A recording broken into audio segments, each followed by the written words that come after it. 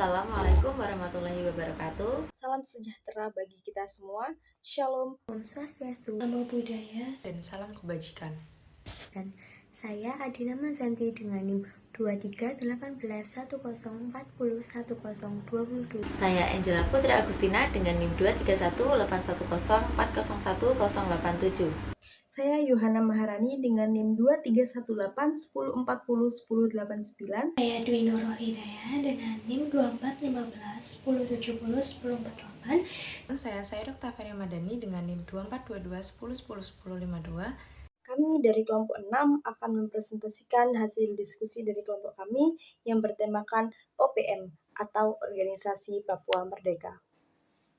OPM atau Organisasi Papua Merdeka adalah gerakan separatis yang muncul sejak tahun 1960-an. Gerakan ini bertujuan untuk memerdekakan Papua dari Negara Kesatuan Republik Indonesia.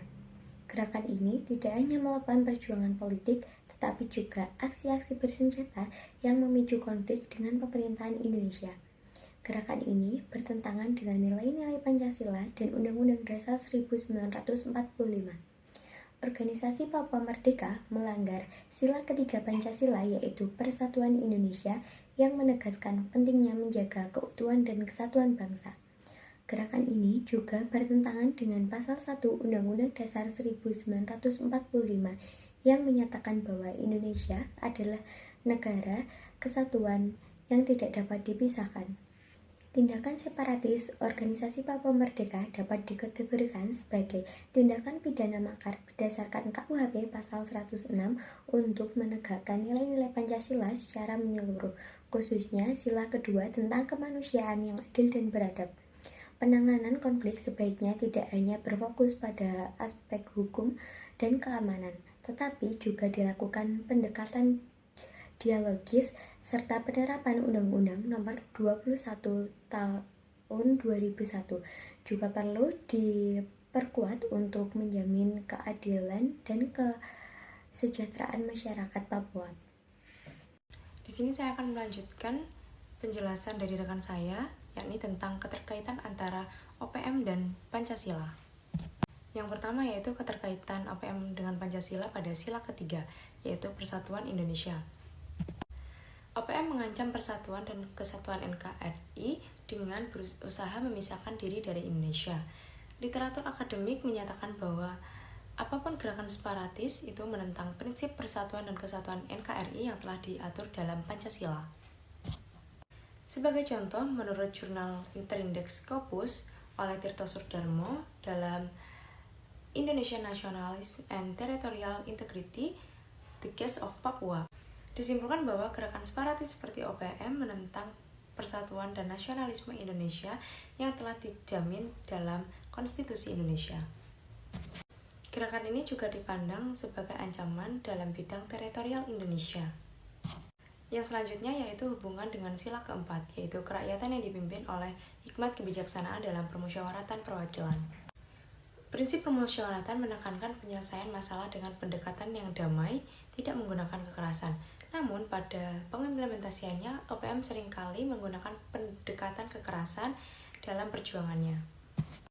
Hal tersebut tentunya bertentangan dengan musyawarah dan mufakat yang sudah dianut oleh Pancasila. Penelitian dari LIPI, Lembaga Ilmu Pengetahuan Indonesia, yang dimuat dalam jurnal Terindeks Sinta menyatakan bahwa pendekatan secara damai atau secara baik-baik itu akan lebih efektif dalam menyelesaikan masalah di Papua dibandingkan dengan pendekatan secara kekerasan. Baik, yang selanjutnya adalah kaitan OPM dengan UUD 1945, yaitu dalam konteks konstitusional, tindakan separatis OPM jelas melanggar prinsip-prinsip yang dijamin oleh UUD 1945. Berikut adalah pasal yang relevan, yaitu Pasal 1 Ayat 1 UUD 1945 yang berbunyi, negara Indonesia adalah negara kesatuan yang berbentuk republik. Berdasarkan pasal ini, OPM yang ingin memisahkan diri dari Indonesia secara langsung mengancam bentuk negara kesatuan Republik Indonesia. Literatur hukum menyatakan bahwa pelanggaran terhadap kesatuan negara ini merupakan tindakan inkonstitusional. Dalam jurnal hukum Terindeks DOAJ oleh Putra dan Dewi 2020, Separatism in Papua and its Legal Implication, penulis menegaskan bahwa upaya pemisahan wilayah dari negara kesatuan merupakan pelanggaran terhadap dasar konstitusi yang mengatur bentuk negara Indonesia. Selanjutnya adalah pasal 27 ayat 3 UUD 1945 yang berbunyi setiap warga negara berhak dan wajib ikut serta dalam upaya pembelaan negara. Warga negara Papua termasuk anggota OPM secara konstitusional berkewajiban membela keutuhan wilayah NKRI. Aksi separatis merupakan bentuk pengingkaran terhadap kewajiban konstitusional ini. Analisis berdasarkan jurnal terindeks, yaitu beberapa jurnal akademis yang terindeks internasional dan nasional juga mengkaji masalah separatisme dan OPM dalam konteks hukum dan politik di Indonesia. Menurut salah satu referensi yang telah terindeks oleh Scopus menyatakan bahwa gerakan separatis di Papua sering dijadikan contoh bagaimana konflik etnonasionalis bisa mengancam keutuhan suatu negara. Yang mana di dalam jurnal ini dijelaskan bahwa gerakan seperti OPM atau Organisasi Papua Merdeka tidak hanya didorong oleh ketidakpuasan sosial dan politik, akan tetapi juga memainkan sentimen etnis untuk mendukung tuntutan kemerdekaan. Yang mana hal ini tentu berdampak besar pada stabilitas negara, dikarenakan hal semacam ini dapat membuat rusak suatu persatuan yang telah dibangun oleh negara. Sementara itu, pada referensi lain yang telah terindeks oleh Sinta II terdapat penjelasan di mana dijelaskan bahwa tindakan separatisme OPM tidak hanya melanggar nilai-nilai Pancasila, akan tetapi juga bertentangan langsung dengan beberapa pasal penting yang terdapat pada Undang-Undang Dasar 1945, terutama pasal-pasal yang melindungi keutuhan negara dan kewajiban warga negara untuk membela negara.